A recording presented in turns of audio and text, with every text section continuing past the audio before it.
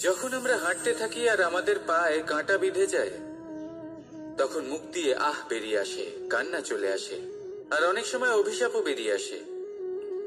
কিন্তু আমরা কি কখনো এটা এইভাবে দেখেছি, এইভাবে ভেবেছি যে আমরা যে পথে চলেছি সেই পথে কাঁটা বিঁধেছে, নাকি আমরা সেই পথ নির্বাচন করেছি যাতে শুধুই কাঁটা রয়েছে? নাকি আমরা এভাবে ভেবে দেখেছি যে এই কাঁটা আমাদের কষ্ট দিতে এসেছে, নাকি এটা আমরাই বিছিয়ে রেখেছিলাম? সাবধান থাকা উচিত ছিল, কারণ কাঁটা বিঁধলে যন্ত্রণা হবে, চিৎকার করে ফেলতে পারি, মুখ থেকে অভিশাপও বেরিয়ে আসতে পারে।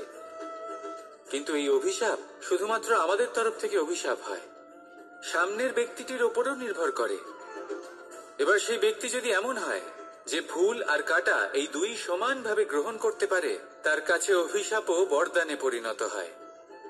শেষ পর্যন্ত ব্যাপারটা দাঁড়ায় ভাবনা, চিন্তা, দৃষ্টিভঙ্গির ওপর। কারণ আপনার এই ভাবনাই সত্যি হয়ে সামনে আসে। সেই জন্য এই ভাবনা, চিন্তা, মানসিকতাকে গুরুত্ব সহকারে দেখবেন। এই বিবেচনা নিয়ে বিবেচনা করতে শিখুন।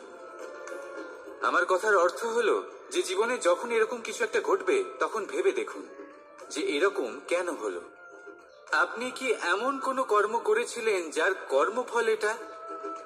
এমন কোনো কাজ যা অনুচিত ছিল, অসত্য ছিল, যা অভদ্রতার কারণ ছিল?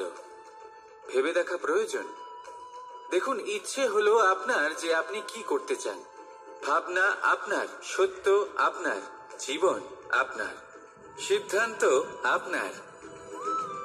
আসুন আর আমার সাথে ভালোবেসে বলুন, রাধা রাধা।